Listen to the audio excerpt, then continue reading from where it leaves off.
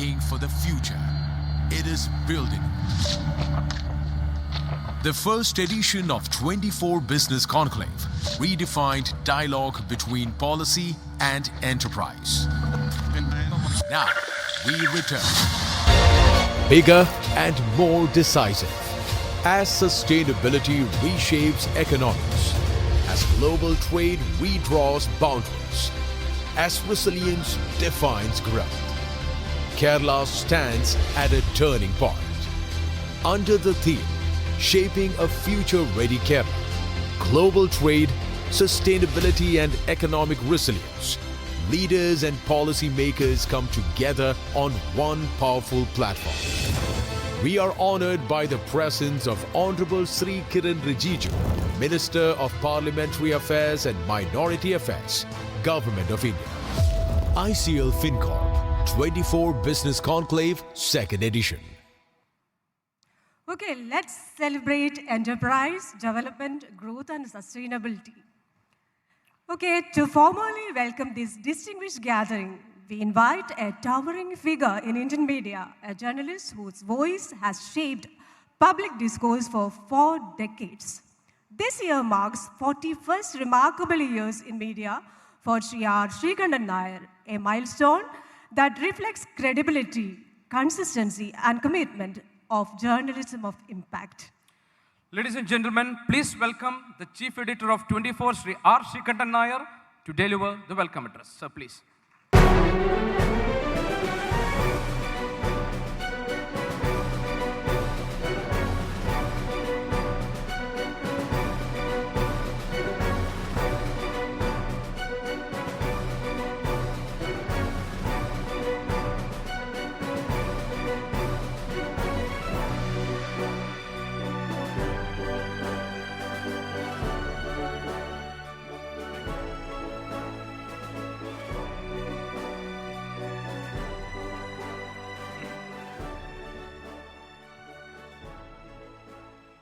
Good morning to all of you. In fact, it gives me immense pleasure to welcome all of you to this great function. This is the second edition of our Business Conclave.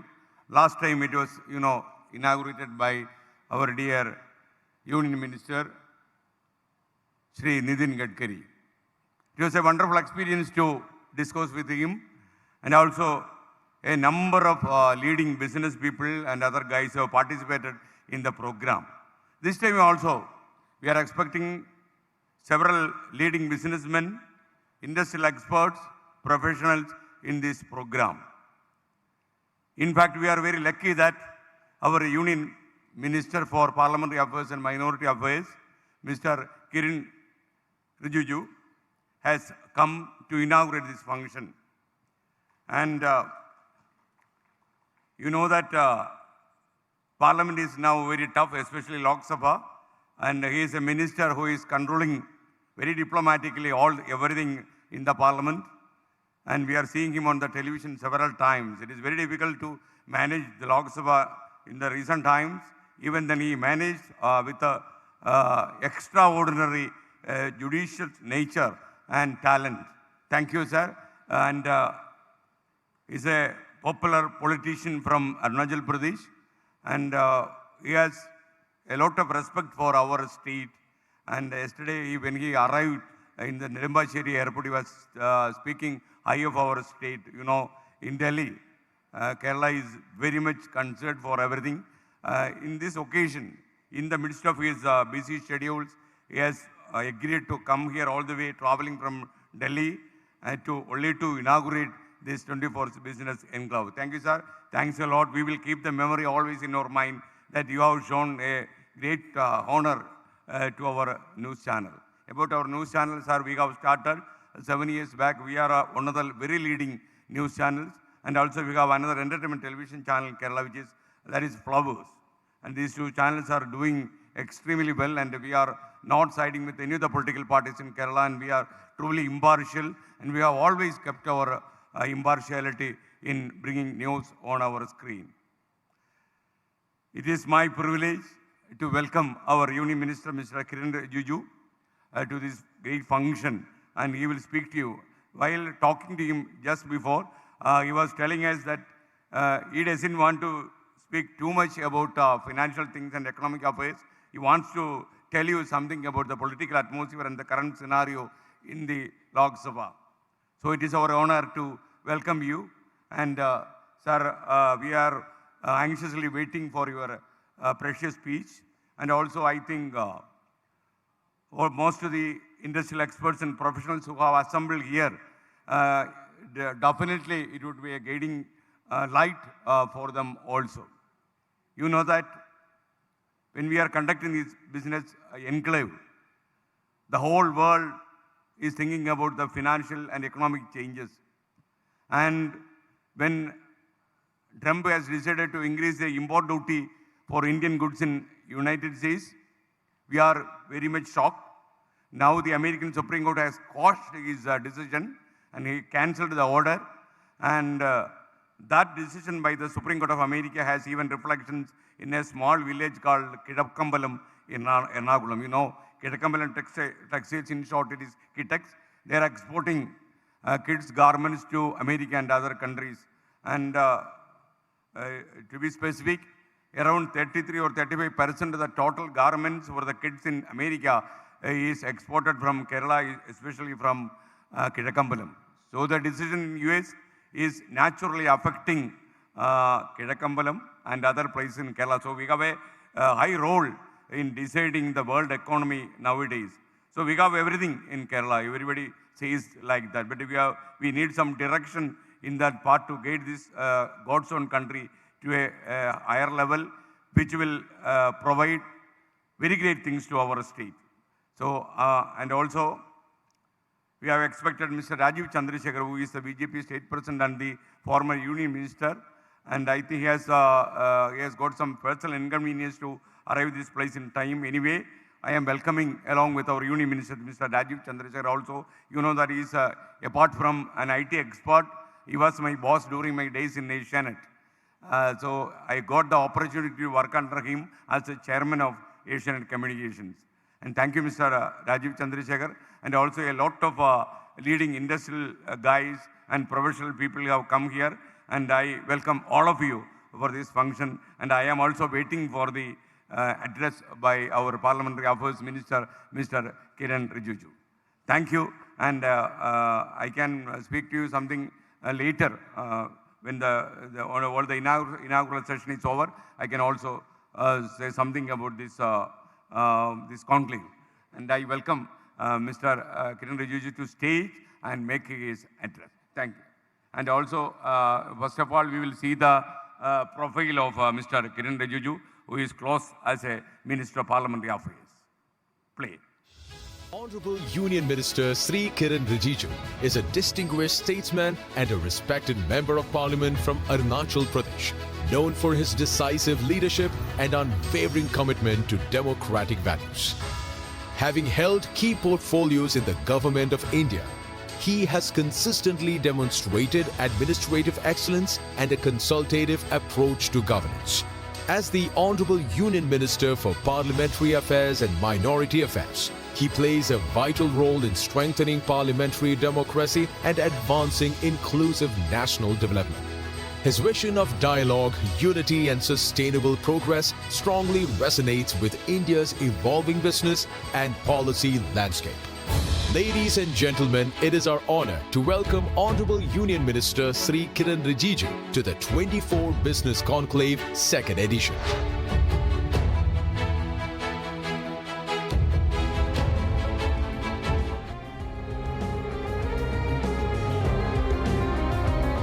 That is all about Mr. Kiren Rijiju, and I am handing over the mic to him for his inaugural address.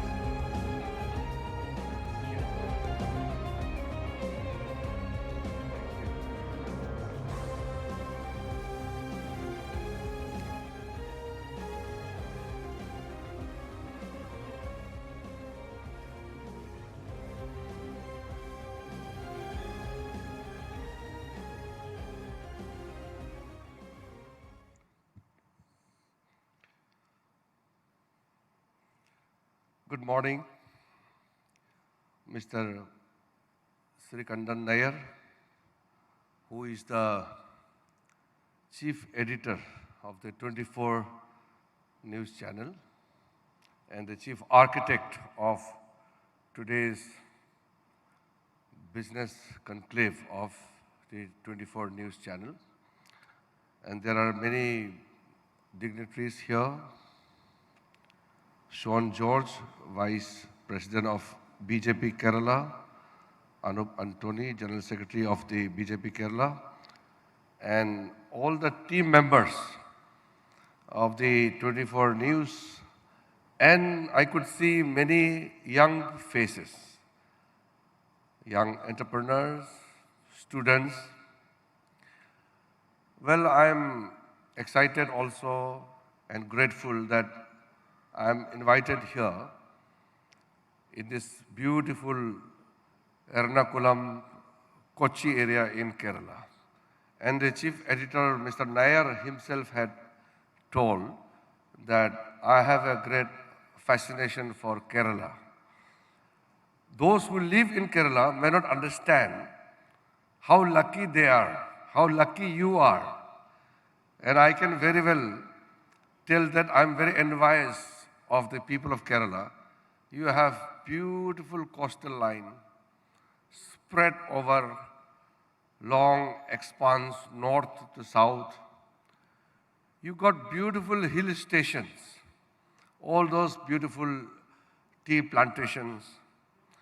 And the ocean, the Arabian Sea which you see, has a huge potential in terms of resources. When we talk about India's growth, we cannot complete our growth without harnessing in a sustainable manner the resources from the ocean. And also, the greatest capital of Kerala is the human resources. So, it's for anybody to be excited to be in Kerala. So I am equally excited to be here today. Well, I told Mr. Nair that I will not speak a very lengthy speech, but make my few precise remarks. I got lots of drafted points, lots of subjects which I would supposed to be addressing. But I normally I prefer to make quick remarks and then if possible during the interaction comment certain things beyond my remarks. You know, strategically Kerala is very well located. That is why Kerala has a long history of import, export, trade relation with the foreign countries. Not many states are that fortunate. So in that sense, Kerala is placed in a very advantageous location geographically. If you remember, there was one Bollywood movie. I had seen it, although I don't see much movies. I don't get time. But there was a movie called Once Upon a Time in Bombay. So the boss of that group, he distributes his people with certain police stations. He earmarks police station-wise to his main associates.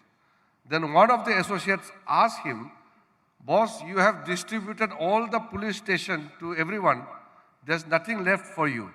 He said, "Yes, I don't need anything because I control the ocean." So those who control the ocean actually controls the world. So Kerala has such a vast coastline, which makes Kerala in a very advantageous position. And if you see the character of the people of Kerala, very laborious, hardworking, very knowledgeable, very eager to learn, and proactive in everything, and ready to explore. In my home state, because I come from Himalayas, the mountainous state of Arunachal Pradesh. I remember when I was young, all those senior officers, ministers, they always look for a person from Kerala to be his guide, his private secretary or advisor. Invariably, everybody will be looking for a person from Kerala. Then I used to ask them, why? There can be many people who can serve. They said, no. There are two things they look for the people from Kerala is, number one, efficiency. Number two, trustworthy. A Keraloid, a person from Kerala, will be impeccable in their service, loyalty, efficiency, and output. So everybody wants to have a very efficient office. Although right now I don't have a person from Kerala in my office, but those days everybody used to look for a person from Kerala. And beyond that, in the service industries, you talk about medical education, in every sector, people from Kerala excel. So that tells the story. But slowly what I have realized, there are certain things which needs to be broken. I want to very honestly express this because it's better to express it rather than thinking through my own minds. Kerala can do much better because the economy of the Kerala is mainly dependent on service industry and the remittances which you receive. There are large numbers of diaspora from Kerala based in Middle East and in some major developed countries. I have met many people from Kerala during my trip abroad. Recently, I had been to Saudi Arab because I am looking after the Ministry of Minority Affairs. Lots of people from Kerala are there in different sectors. They have a huge contributions in the economy of Kerala and our nation. But I was thinking, beyond these remittances and service industry, Kerala has such huge potential. Beyond human resources, within Kerala, many more things can be done.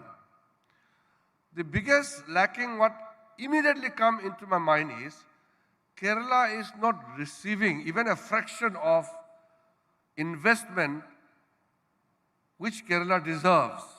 The potential which Kerala has, it can draw multiple times more foreign direct investment or from various other sources, which is lacking. Now, I don't want to talk about political things, but after all, we are a democracy. In a democratic setup, the political leadership plays the critical role in driving the society. So, whether it is the left Democratic Front government in Kerala has run for a long time or the Congress-led UDF, they must have done many things, they must have made the attempt, nobody can deny. But the fact is, Kerala is destined to be much more prosperous than what it is. Because the attributes which I had mentioned makes Kerala a perfect destination for investment. Because the human resources is ready-made. You don't need to struggle. And there are few bottlenecks which can be easily overcome. Now, Kerala is a very unique state. It's not a large state, but it's a fairly middle-sized state which mainly runs from north to south. And it's a heavily populated. In a way, every region is connected by habitations. The human settlement is almost completely spread across except those Anamudi, Nilgiri side towards the eastern side. So the middle and the western sections of the state is completely settled. So looking at the demographic situation here and the inhabitations, how it is distributed, the plan and the development process has to be according to the situation as it prevails. So you need to have a very concrete policy, whether you have an industrial policy or labor policy, investment policy. And in the new age, in this new era, the government must work as a catalyst to ensure that all those potential youth must get to work in the sector, in the field where they choose to. So there are some kind of dislocation in terms of the policy which you have in place so far and the actual requirement on the ground that needs to be bridged. And secondly, the benefits which the Kerala state should have received from the center, I think to some extent it has received, but it could have been better. Because in last 11 years, the kind of policy adopted by Narendra Modi government at the center, many pockets of our states and different regions in the country have taken benefits. Since Kerala is a highly literate society, Kerala is a compact society with a very advanced human capital, Kerala would have taken much more advantage than other states and union territories. That I think we need to give a look into that. Because for the first time, the entire global community has made a statement that Narendra Modi government has given biggest push to all the necessary reforms in different sectors, as well as made India an investment-friendly destination.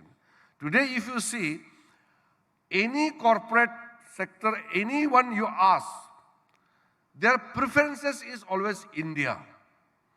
Couple of decades back, India was not the preferred destination. China was the old story. And before that is the Southeast Asian countries, and before that, the Asian tigers. After Japan, the South Korea, Industrial Revolution, the Taiwan, Hong Kong, Singapore, they all started in 60s, 50s, 60s, and 70s. Then came the ASEAN miracle, the Southeast Asian, 10 ASEAN states, mainly those like Indonesia, Malaysia, Vietnam, Thailand. So then the Chinese growth story took over in late 90s and 2000 and 2010. Then our time came, the Narendra Modi era started in India. So India became a preferred destination. So while India has become a preferred destination, Kerala was already sitting in a much advantageous position. But one thing you must realize that Kerala has progressed despite the government, not because of the government. The governments could have done much better. That means the people here are quite industrious. Their entrepreneurial skills are world class. Kerala people are ready to grab any available opportunities. So that is why I said the kind of achievement and drive which we have done in last 11 years with the vision of Prime Minister for the Viksit Bharat, Kerala has not taken the advantage it should have. Now, every state, every nation must have a destination target. You must have a vision. Kerala must have created various visions, but beyond vision, you must have a target. When we go, when we move, we definitely have a destination where we would be reaching. So at the time of independence in 1947, India did not set a target. If you remember, we just had 5-year plan.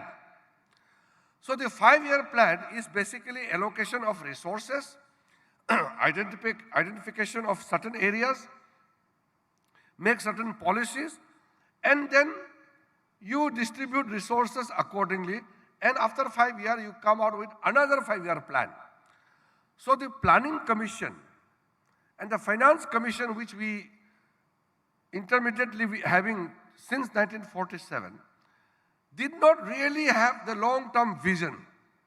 So that is why many people have asked me that India has so much of potential, yet why India could not become a developed nation?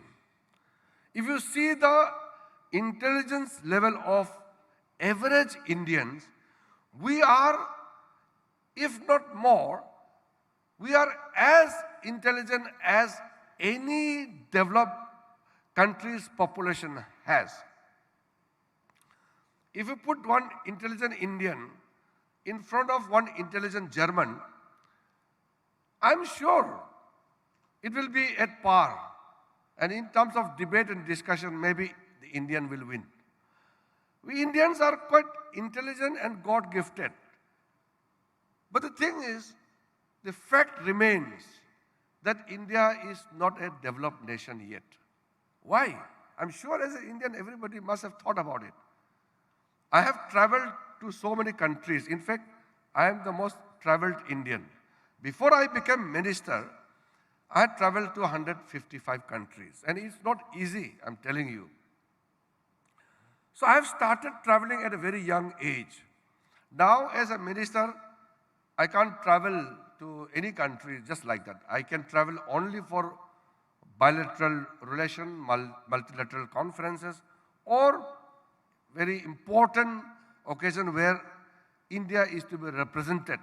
So I could travel only to limited countries, and I travel to only those countries where I have already been to many times. So I'm not adding new countries. But as a person who has traveled so much, it used to keep reminding, the question keep coming, why India is not a developed nation yet? If Singapore has become a developed nation in the span of 15 years, and if South Korea became a developed nation within a span of 30 years, you all will be well aware of Venugopalji. My friend, please come, join here.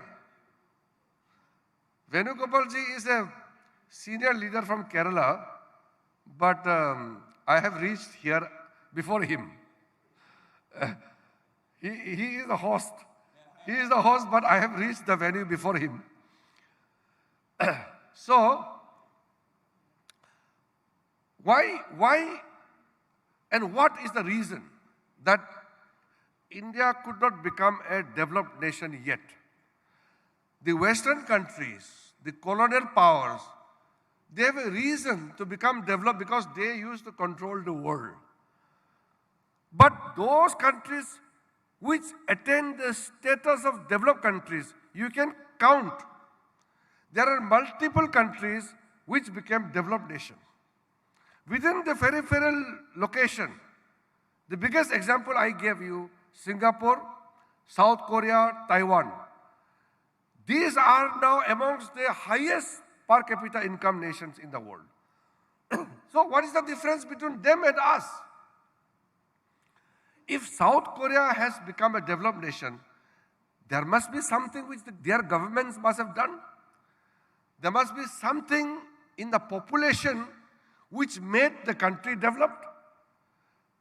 So if you try to calculate and understand how a country attains a status of developed nation, or in another word, you can say a country which has become prosperous, there are reasons to become. There are reasons for that achievement. So, when Prime Minister Narendra Modi took over as the Prime Minister, I was minister with him from the day one. So I know every step that he has taken. Then he told all of us that let us have a vision, but along with vision we must have a target. If we don't set a target, then we will not reach the target. So he created that Viksit Bharat vision. 1947, we have started our journey, and 2047, India would be completing 100 years of its journey as an independent nation. So when we have completed now 28 years, so we have around 22 years remaining. Now the question is, in the remaining 22 years, can India become a developed nation?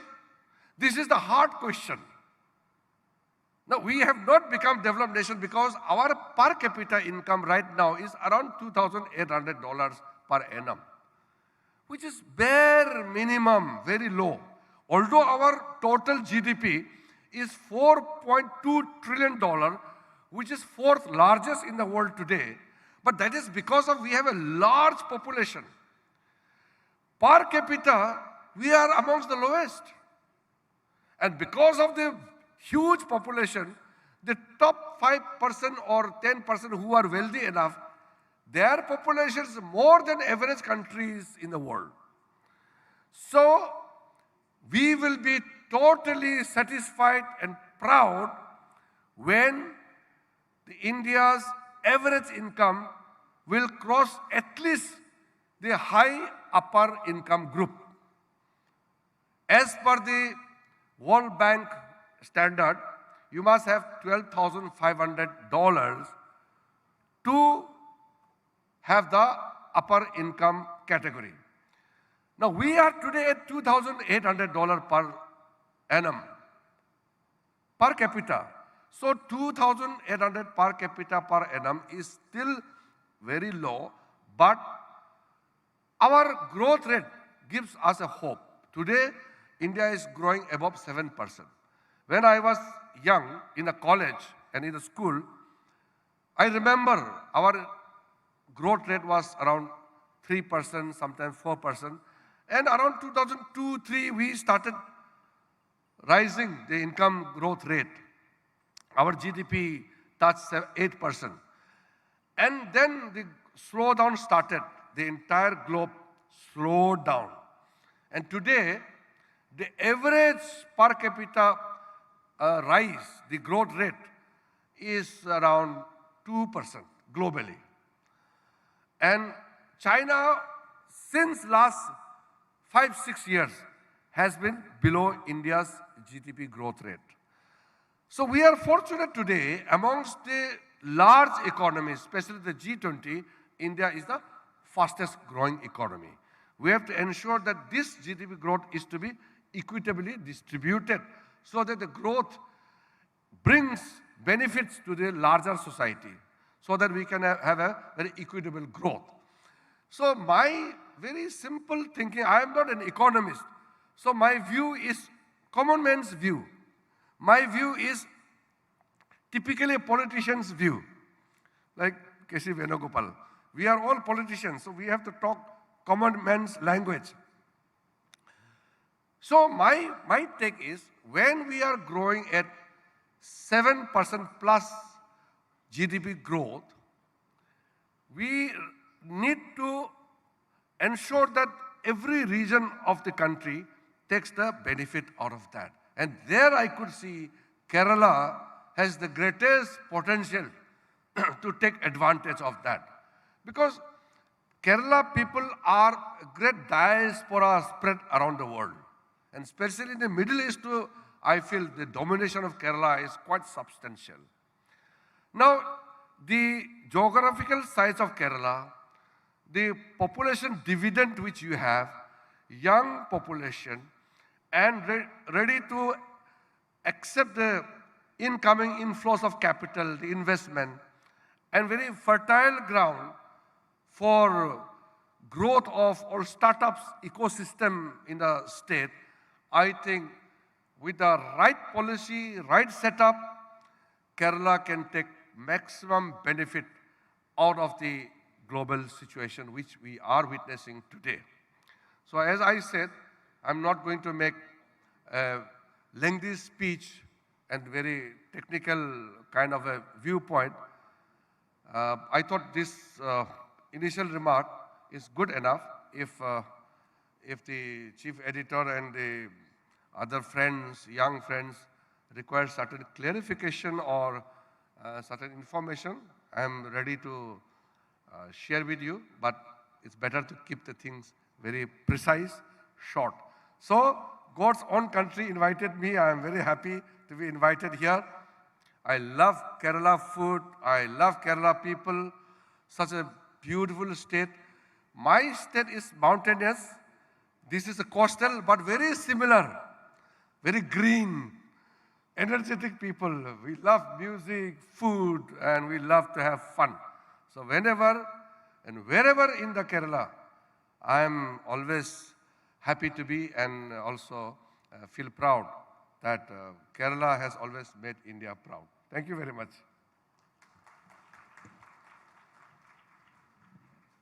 ലോകത്തെവിടെയായാലും ഏത് സമയത്തും 24 വാർത്തകളും augmented reality പാക്കേജുകളും എക്സ്പ്ലെയിനറുകളും വിശദമായി കാണാൻ ഞങ്ങളുടെ YouTube channel നിങ്ങൾക്ക് subscribe ചെയ്യാം.